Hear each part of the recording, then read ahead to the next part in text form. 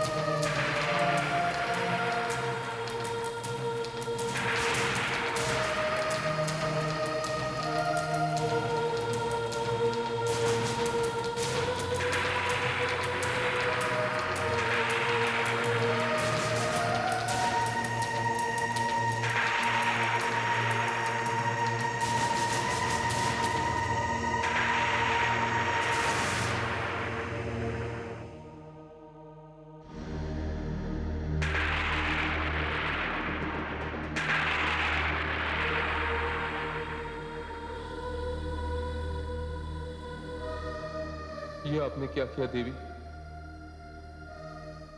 आपने तो वचन दिया था कि आप स्वयं लौट आएंगे या मुझे बुला लेंगे। आपने कैलाश छोड़ा, आपने मेरा हृदय छोड़ा, किंतु संसार छोड़ने की बात तो हमारे बीच में कभी हुई नहीं थी देवी।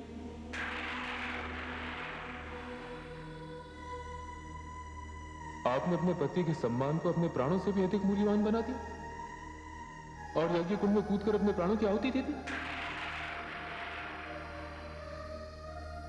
आपको जो मेरे लिए करना था वो तो आपने कर लिया देवी, किंतु अब मैं क्या करूं?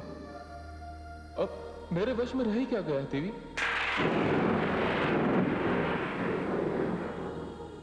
महादेवी, अब इसके पश्चात जब तक ये शिव रहेगा आप इसी प्रकार उसकी बाहों में रहेंगी। आपके त्याग, आपकी श्रद्धा को यही मेरी श्रद्धांजलि है। और इसके अतिरिक्त मैं भी कह सकता हूं। महादेवी, जब आपके पिताश्री ने मुझे निर्धन कहा था तब मैं निर्धन नहीं था, किंतु आज ये शिव अपनी शक्ति के बिना निर्धन हो गया है देवी। और मेरी बाहों में जो शेष है उसे मैं सदा अपने समीप रखूंगा, उसका कभी त्याग नहीं करूंगा।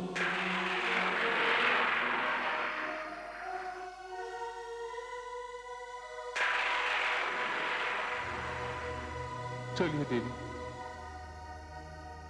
मैं इस वातावरण से आपको दूर ले जाता हूं। चलिए मेरे साथ।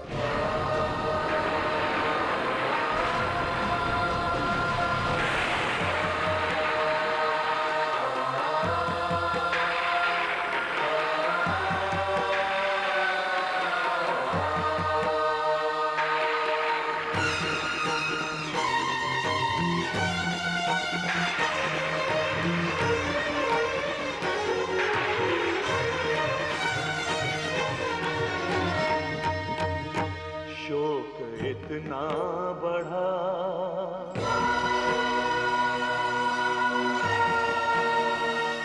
शोक इतना बढ़ा शिव विरह सिंधु में। शोक इतना बढ़ा शिव विरह सिंधु में। अश्रुवन खो गए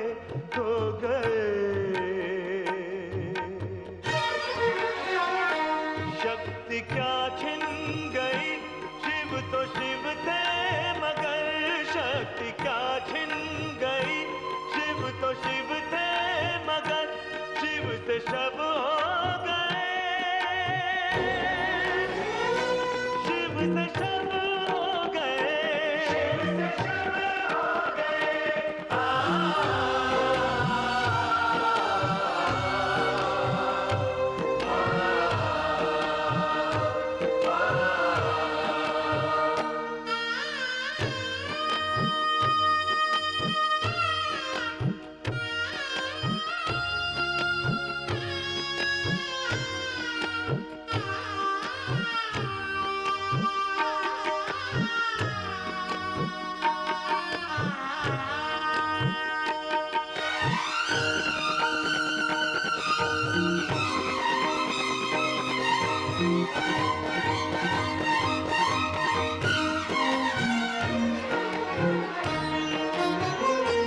प्रियतमा को हृदय से लगाए हुए तीनों लोकों में बेसुध भटकने लगे। जो महादेव थे भूलते बात को। जो महादेव थे भूलते बात को। होके विक्षिप्त ज्वाला में जलने लगे।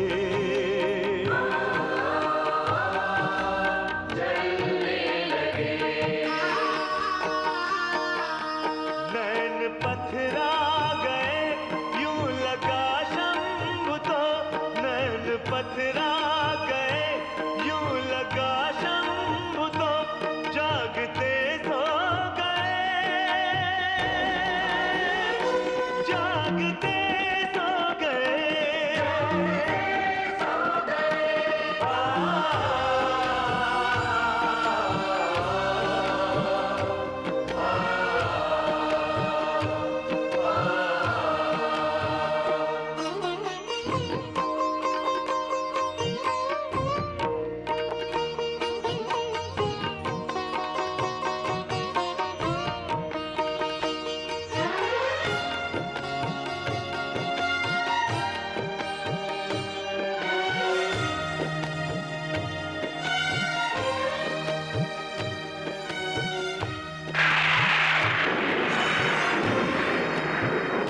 चंद्रधर गंगधर डमरुधर सर्पधर, ऐसे अर्धांगिनी के वियोगी बने।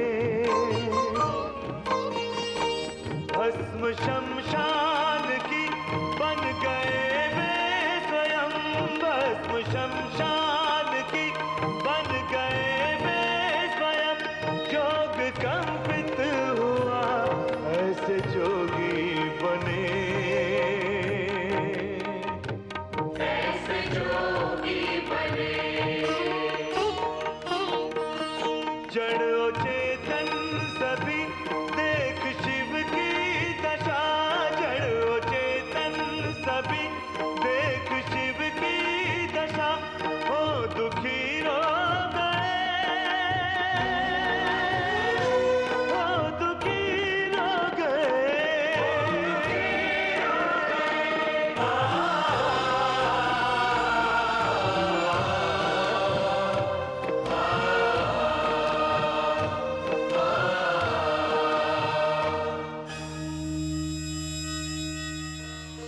हे देवी परमेश्वरी, आपने सत्य कहा था।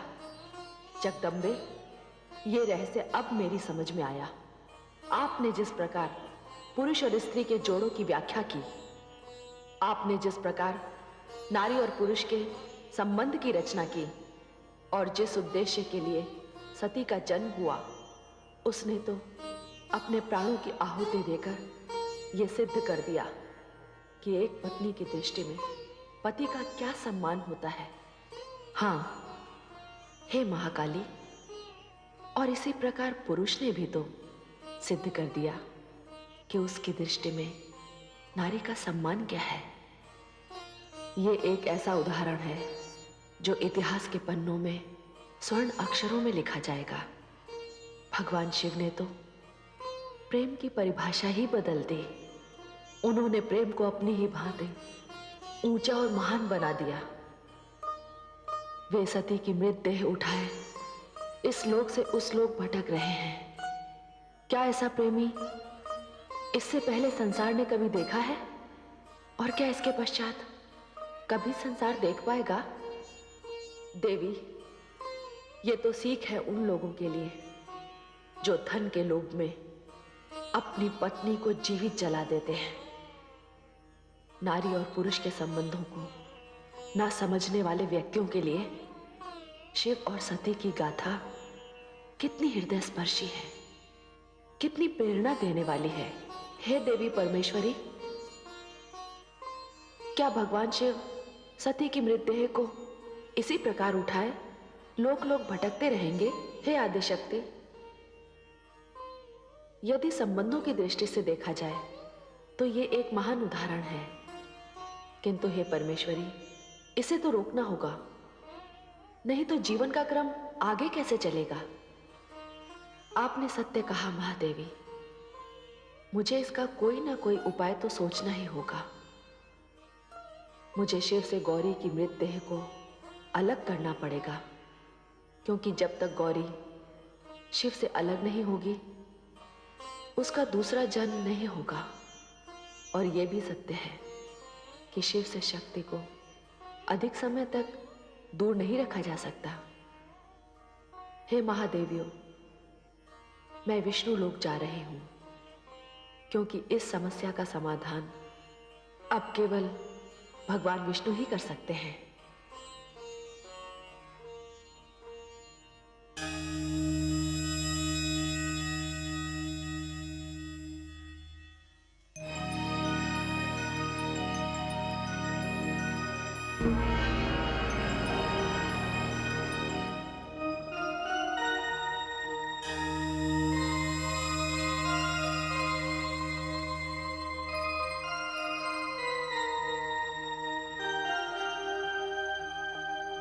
आइए परमेश्वरी, विष्णु लोक में आपका स्वागत है। मैं विष्णु प्रिया आपका स्वागत करती हूँ। आज्ञा दीजिए, आपने कैसे कष्ट किया? हे देवी, मैं तुम्हारे द्वारा भगवान श्री विष्णु के मन में यह विचार देने आई हूँ कि उन्हें थोड़ी देर के लिए अपनी योग निद्रा तोड़नी होगी और देवाधिदेव महादेव भगवान शिव की ओर देखना होगा। हे आदिशक्ति परमेश्वरी, सती का इस प्रकार अंत एवं देवाधिदेव महादेव की स्थिति देखकर मुझे भी रोमांच हो रहा है। हे देवी, मैं भी यही कहने आई हूं कि आप पद्मनाभ को जगाइए और उनसे कहिए कि वे भगवान शिव से गौरी की मृतदेह को अलग करने का उपाय करें। जैसी आपकी आज्ञा आदिशक्ति परमेश्वरी।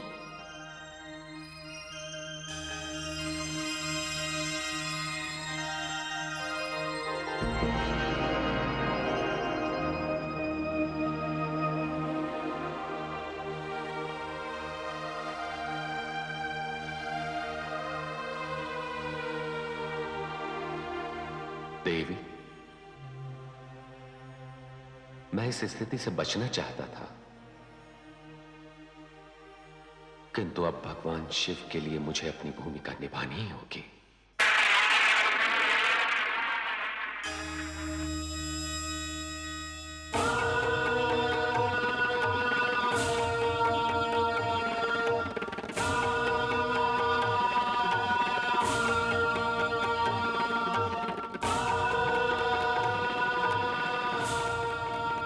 हे सुदर्शन, शक्ति तो शक्ति होती है,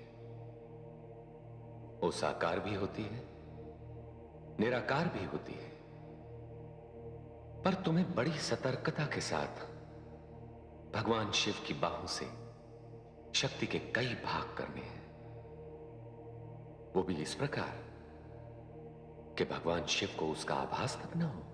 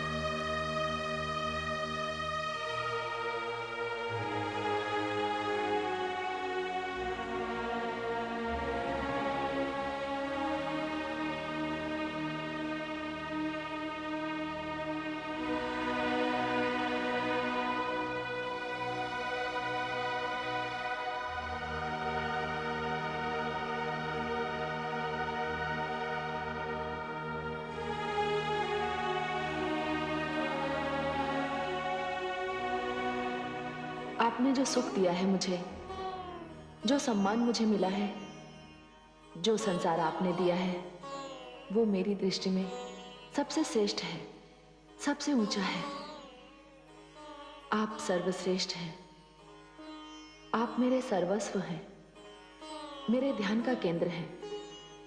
बस मैं तो केवल इतना ही जानती हूं स्वामी, और कुछ नहीं स्वामी, और कुछ नहीं। आपसे अलग रहना मेरे लिए संभव नहीं है। हे कैलाशपति, वहां जाकर मैं आपको बुलवा लूंगी या स्वयं लौट आऊंगी।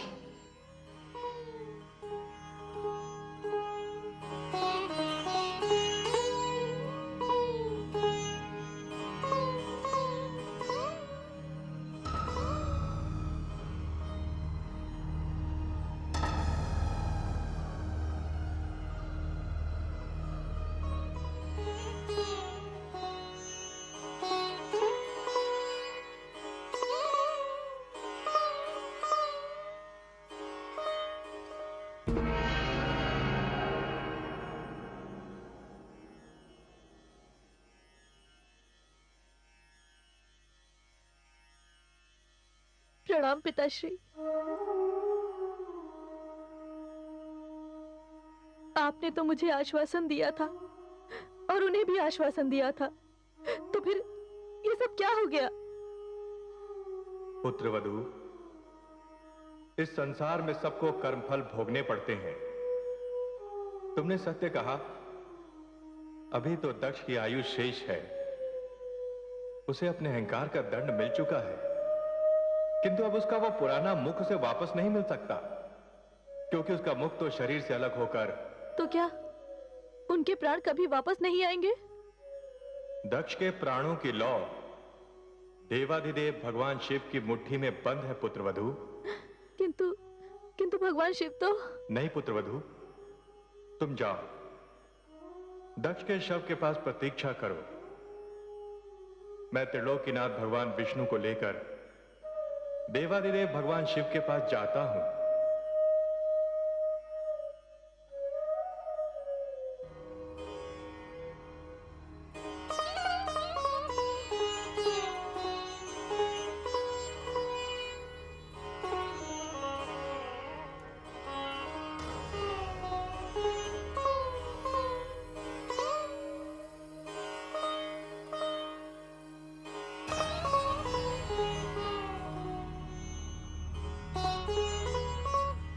जब देवी शक्ति ही यहां नहीं है तो इसकी क्या आवश्यकता?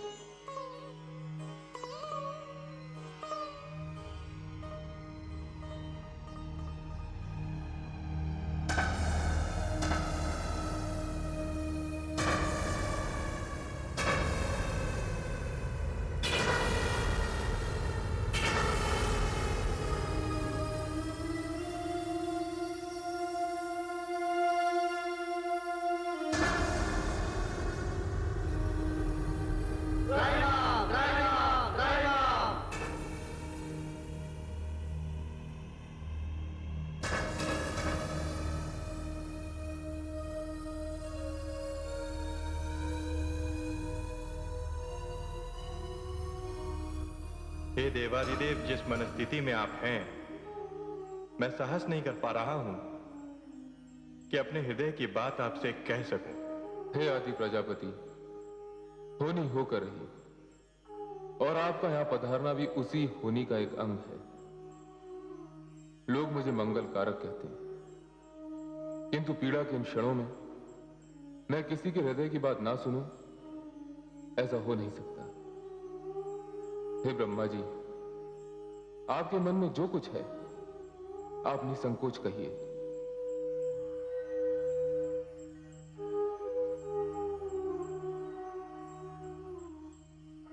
हे देवाधिदेव,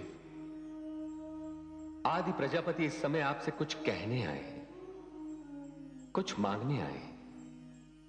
इन्हें भय है कि संसार इन्हें कहीं स्वार्थी न कह दे। नहीं पद्मनाभ, हम त्रिमूर्तियों में से कोई भी ऐसा नहीं है जो अपने स्वार्थ के लिए लोक कल्याण करना छोड़ दे।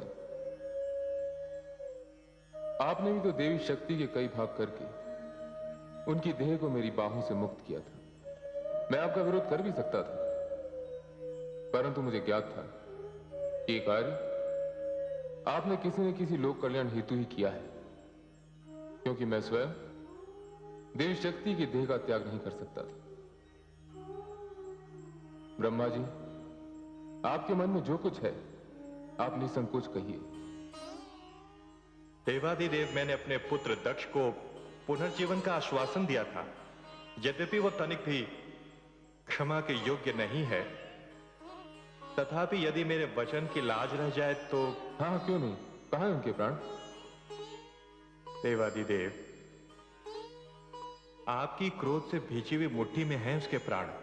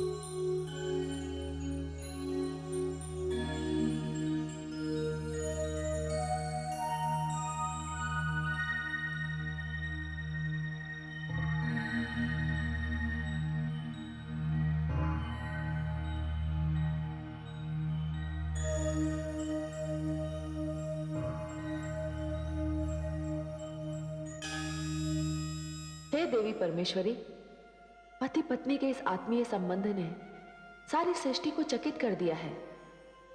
संसार के प्रत्येक नर और नारी के लिए यह संबंध प्रेरणादायी है, मार्गदर्शन करने वाला है। किंतु हे देवी परमेश्वरी, क्या भगवान शिव अब इसी प्रकार समस्त लोगों का भ्रमण करते रहेंगे?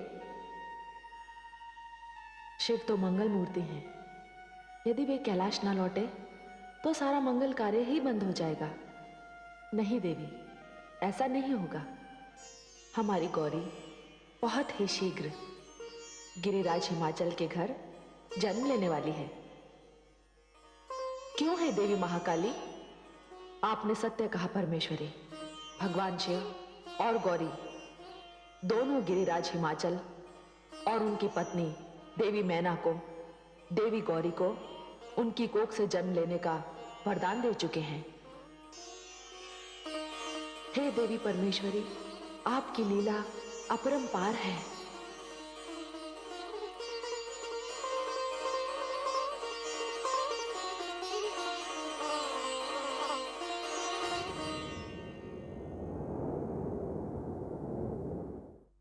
महाराज, महाराज, महाराज की जय हो। दासी, सब कुशल तो है? सब कुशल है महाराज, बधाई हो। महारानी मैना ने कन्या रत्न को जन्म दिया है। क्या? बधाई हो महाराज, बधाई हो। दासी, किंतु दाई माँ ने तो कहा था कि संतान के जन्म लेने में पूरा एक दिन और पूरी एक रात्रि का विलंब है। परंतु महाराज, चंद्रमा स्वयं आपकी गोद में आने को व्याकुल था। वो एक दिन पहले ही धरती पर उतर आया। हम अति प्रसन्न हुए। महामंत्री, दासी का आंचल मोतियों से भरवा दीजिए। महाराज की जय हो। दासी, महारानी से कहिएगा कि हम शीघ्र ही कक्ष में उपस्थित होंगे। जो आज्ञा महाराज। महामंत्री, पूरे नगर में मोतियों की वर्षा करवा दीजिए, क्योंकि ये हमारे जीवन का सबसे अधिक सुखद क्षण है।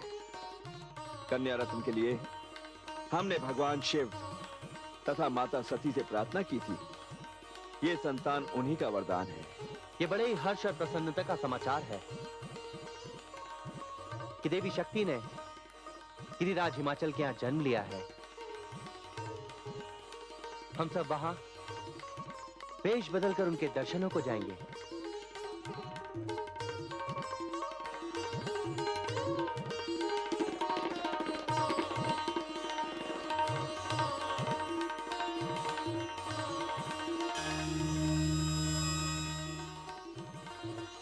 हे महादेवी, संसार के कल्याण के लिए देवी भवानी ने हिमाचल पुत्री के रूप में जन्म ले लिया है।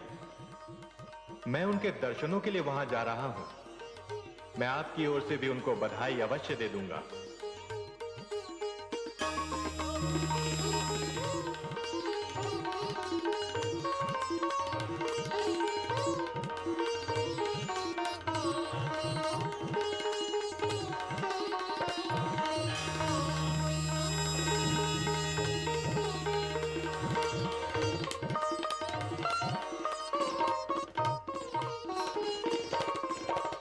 हे देवी लक्ष्मी,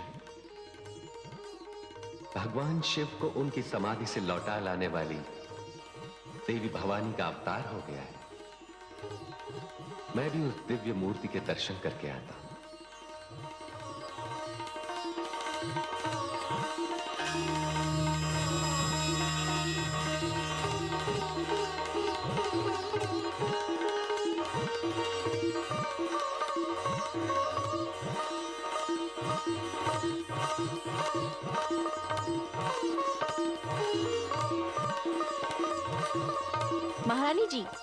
महारानी जी की जय हो। महाराज पधार रहे हैं।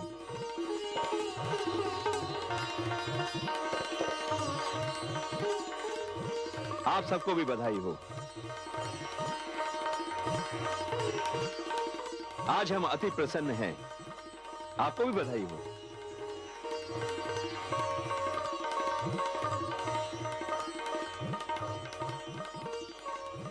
बधाई हो महारानी, बहुत बहुत बधाई हो। आपको भी बधाई हो महाराज। अच्छा, तो ये है शरद ऋतु का चंद्रमा। महारानी, अपनी इस चंद्रमा के समान पुत्री के दर्शन करके मैं तो धन्य हो गया। आपने भगवान शिव तथा माता सती से सती जैसी कन्या मांगी थी ना? जी महाराज।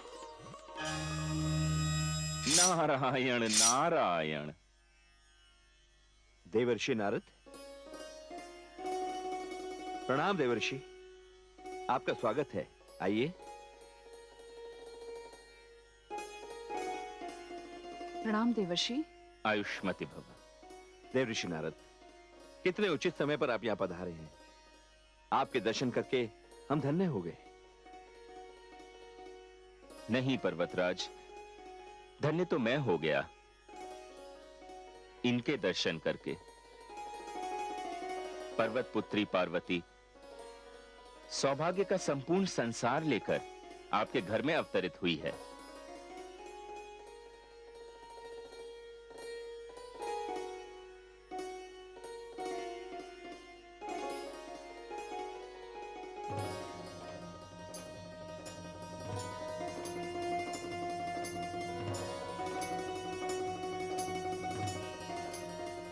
हे भवानी, अच्छी लीला हो रही है।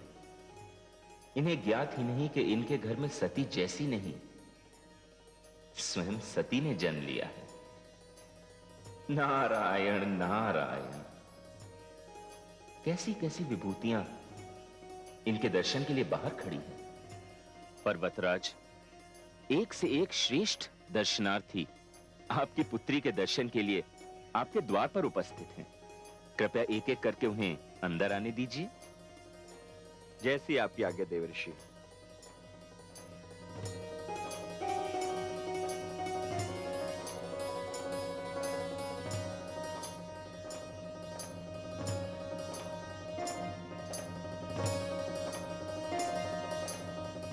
प्रणाम ऋषिवर। आयुष्मान भव। आपका स्वागत है। आइए।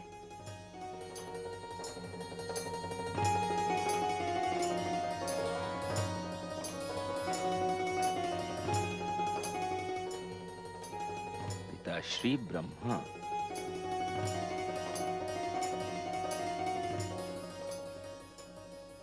अभिनंदन पर्वत पुत्री।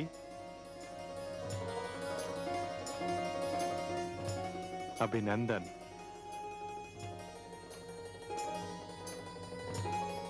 आज्ञा दे महाराज।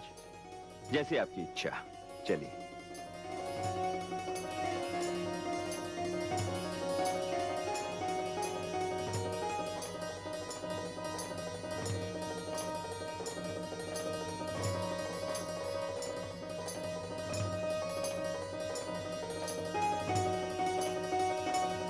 प्रणाम ऋषिवर। आपका स्वागत है, पधारिए।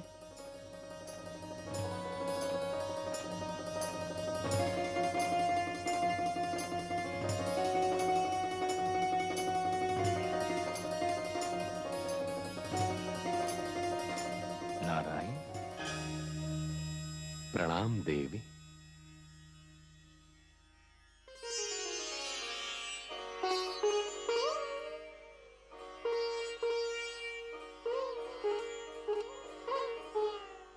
अच्छा राजन। जैसी आपकी इच्छा ऋषिवर, चलिए। नारायण नारायण।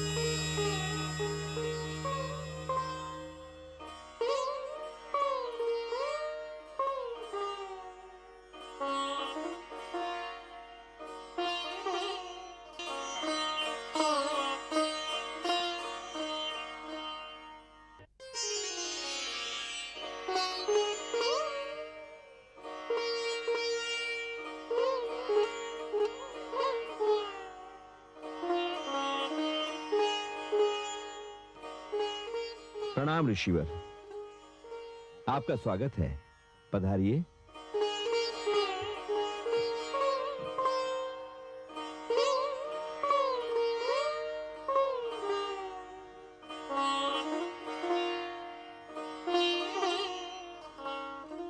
नारायण। प्रणाम देवी।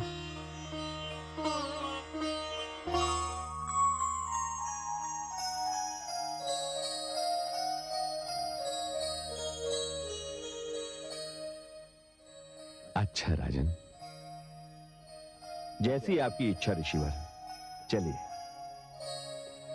नारायण नारायण।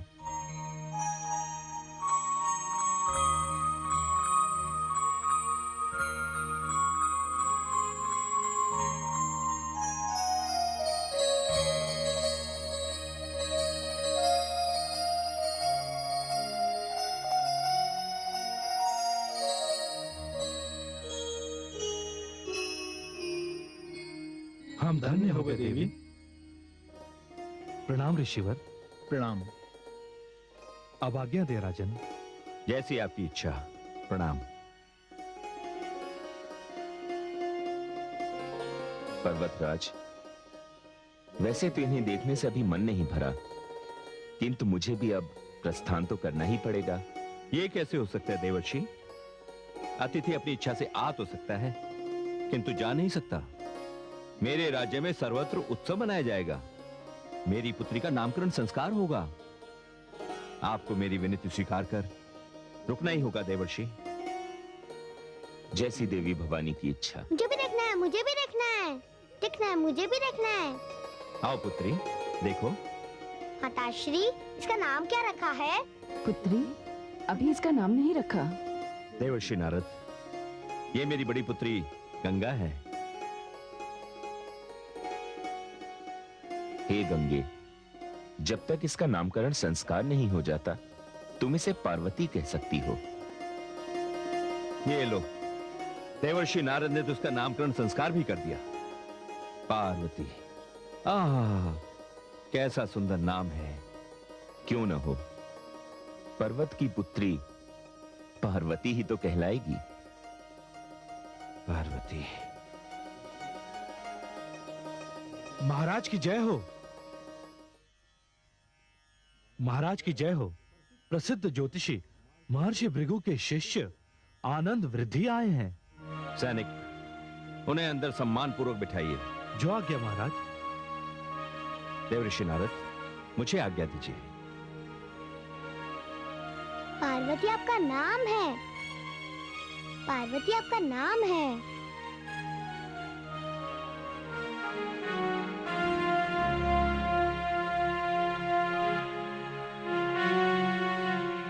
ब्राह्मण देव, प्रणाम स्वीकार कीजिए। आयुष्मान भव राजन, विराजिए। ब्राह्मण देव, आप तो भली भांति जानते हैं कि मेरे घर कन्या रत्न ने जन्म लिया है। मैं अपनी कन्या का भविष्य जानने के लिए अति उत्सुक हूं। शुक्ल पक्ष द्वादशी के दिन ठीक मध्याह्न काल में कन्या ने जन्म लिया है महाराज। बस बस महाराज, मेरे लिए इतना जानना ही पर्याप्त है। ओम। आहा, आहा महाराज, कन्या ने क्या शुभ घड़ी में जन्म लिया है। चंद्रमा की स्थिति। क्या बात है महाराज, आप चंद्रमा की बात करते करते अचानक चुप क्यों हो गए? नहीं नहीं महाराज, मैं चुप नहीं हुआ। मैं तो ये कहना चाह रहा था कि चंद्रमा सारे सौभाग्य के साथ आपके घर में आया है। कन्या के नक्षत्र प्रबल है, ग्रहों की स्थिति भी मंगलमय है। किंतु क्षमा करें महाराज, मुझे जन्म पत्रिका बनाने के लिए थोड़ा समय चाहिए। हे आनंद रिद्धि, आप जितना चाहे समय लीजिए, किंतु उसकी जन्म पत्रिका संपूर्ण होनी चाहिए। हाँ महाराज, जन्म पत्रिका के विषय में मैं आपसे क्या कहूँ। यूं समझिए कि आपके घर में साक्षात स्वयं भवानी ने जन्म लिया। सचमुच भूदेव? जी महाराज।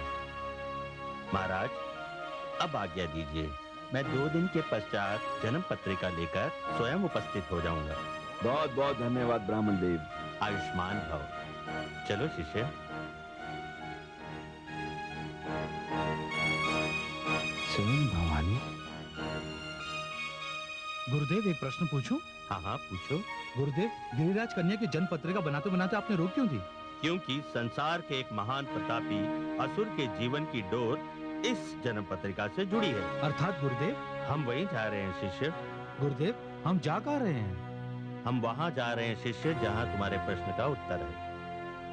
कश्यप और दीति के पुत्र, असुर सम्राट देवराज इंद्र के भ्राता, महाशक्तिशाली प्रतापी महाराज तारकासुर के पास।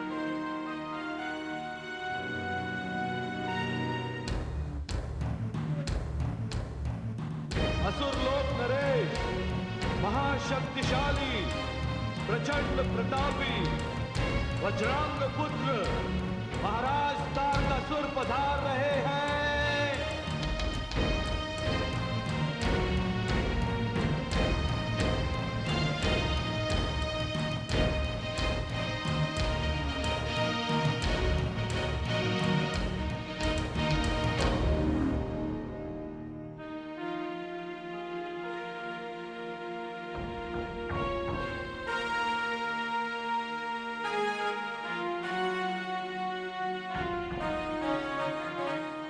महाराज की जय हो। एक महान ज्योतिषी, भृगु संहिता के महान आचार्य पंडित आनंद वृद्धि आपसे मिलना चाहते हैं। उन्हें सम्मान पूर्वक ले आओ। जो आज्ञा महाराज।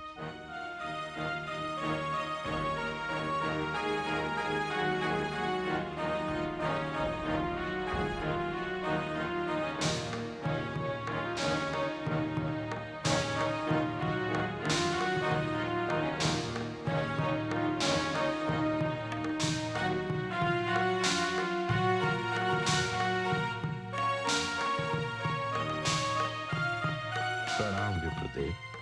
आयुष्मान भव।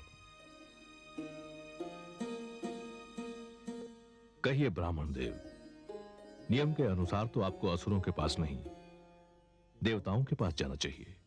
महाराज, मैं एक ज्योतिषी हूँ और नियम के अनुसार मुझे जहाँ आना चाहिए मैं वहीं आया हूँ। तो यहाँ आने का कोई विशेष कारण होगा?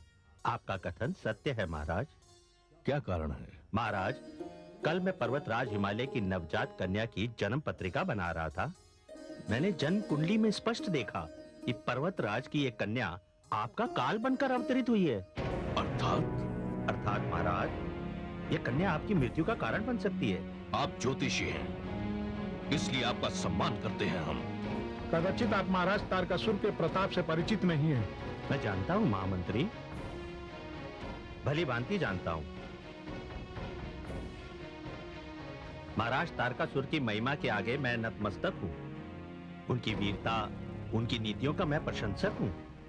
इसीलिए तो उन्हें काल से बचाने के लिए मैं यहाँ आया हूँ। ये मैं नहीं, मेरी ज्योतिष विद्या कह रही है। ज्योतिषाचार्य जी, मैं आपके इन वचनों पर तनिक भी विश्वास नहीं करता। कहते हैं भाग्य को रचने वाला ब्रह्मा होता है, फिर आप ब्रह्मा का लेख कैसे पढ़ सकते हैं जो हर किसी के मस्तक पर किसी अदृश्य भाषा में लिखा होता है? क्षमा कीजिए महाराज, इसी विद्या को तो ज्योतिष विद्या कहते हैं और मुझे अपने ज्ञान पर पूर्ण विश्वास है। किंतु मैं विश्वास नहीं करता। क्या आप मुझे कोई प्रमाण दे सकते हैं जिससे मैं आपकी इस बात पर विश्वास कर सकूं? अवश्य महाराज। पर इतना ध्यान रखना ब्राह्मण देव कि यदि आप मुझे विश्वास नहीं दिला सके तो इसका परिणाम मृत्युदंड भी हो सकता है। मुझे स्वीकार है महाराज। तो दीजिए प्रमाण। तो सुनिए महाराज, मैं अपने ज्योतिष ज्ञान के आधार पर आपको वो बात बताने जा रहा हूं जिसे केवल आप जानते हैं और कोई नहीं।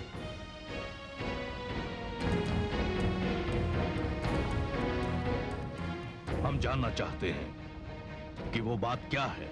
वो बात यह है महाराज कि ब्रह्मा जी ने आपको वरदान दिया था कि आपकी मृत्यु भगवान शिव के पुत्र द्वारा ही होगी और वो पुत्र 7 माह का होगा।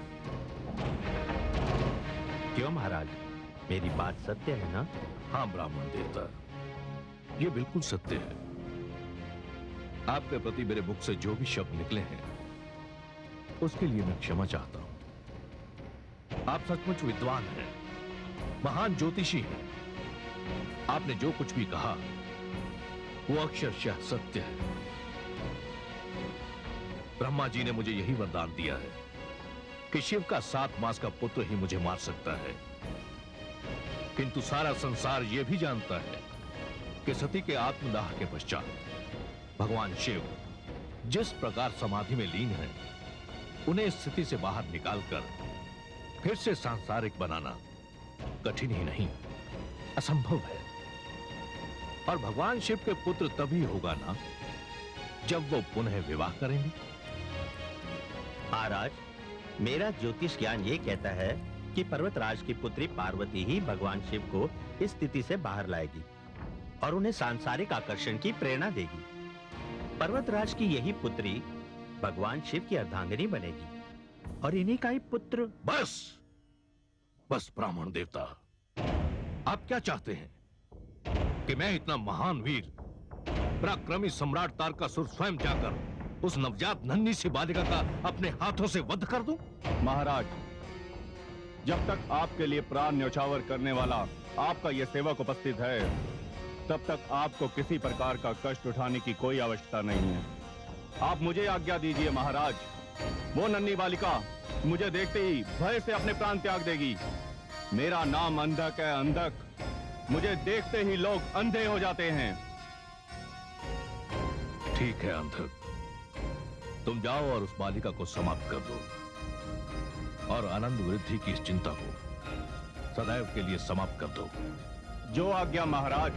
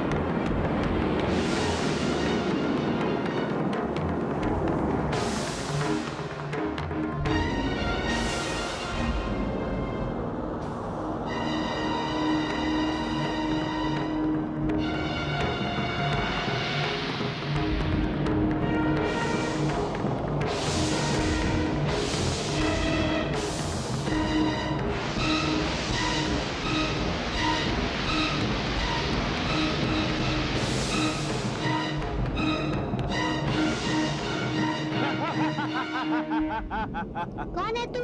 मैं दैत्य अंधक हूँ। क्या तेरा ही नाम पार्वती है? नहीं, मेरा नाम गंगा है। ये है मेरी बहन पार्वती। जा, चली जा यहाँ से तू।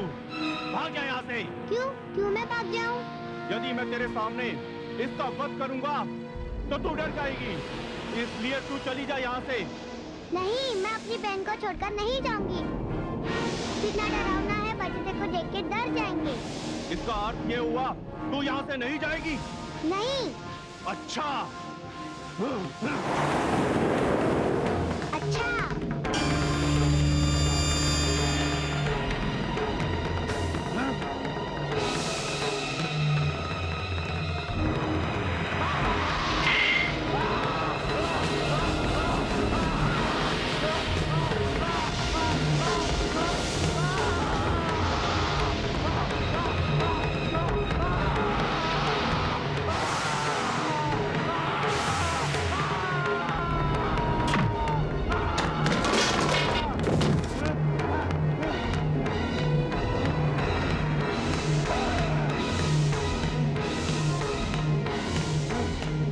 तुझे देखता हूँ।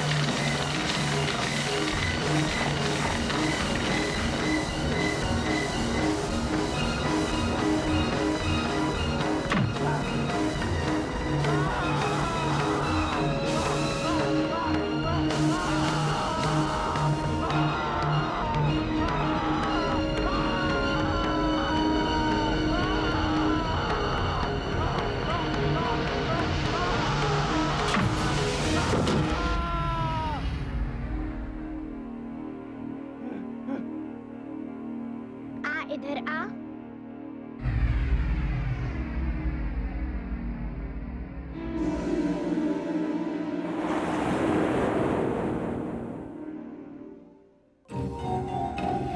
असुर लोक नरेश, महाशक्तिशाली, प्रचंड प्रतापी, वज्रांग पुत्र महाराज तारकासुर पधार रहे हैं।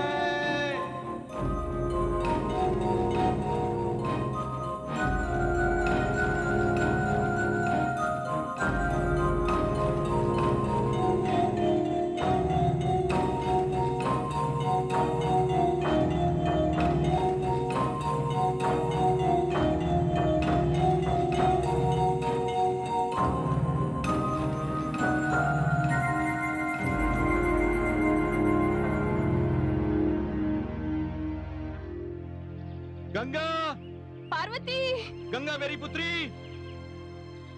पार्वती। गंगा, गंगा, गंगा मेरी पुत्री, तू ठीक तो है? हाँ पिताश्री। पुत्री, वो राक्षस कहाँ है? वो राक्षस था, वो तो डर के भाग गया। भाग गया? किसके डर से? मेरे डर से पिताश्री। तुम्हारे डर से राक्षस भाग गया? हाँ पिताश्री। आज से मैं अपनी इन दोनों कन्याओं को कभी भी अकेला नहीं छोड़ूंगा। भवन के बाहर इनकी सुरक्षा का उत्तरदायित्व आपका है सेनापति जी। जी महाराज।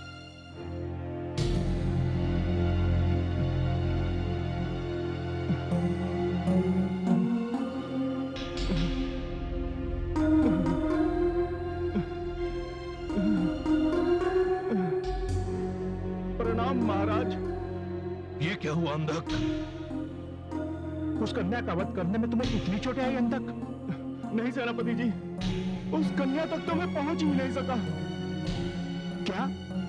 हाँ सेनापति जी, उस कन्या के पालने के पास उसकी बड़ी बहन गंगा खड़ी थी।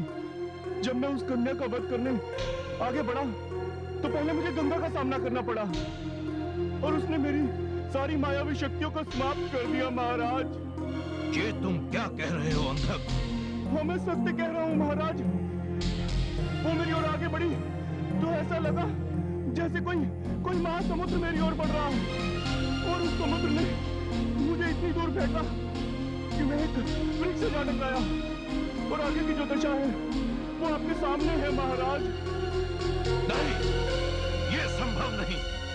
अंधक, इस पराजय का विलाप करने से अच्छा था कि यहाँ ना आकर तूने वही आत्महत्या कर ली होती। महाराज नहीं, मैं तुझ जैसे कायर का महाराज नहीं कहलाना चाहता।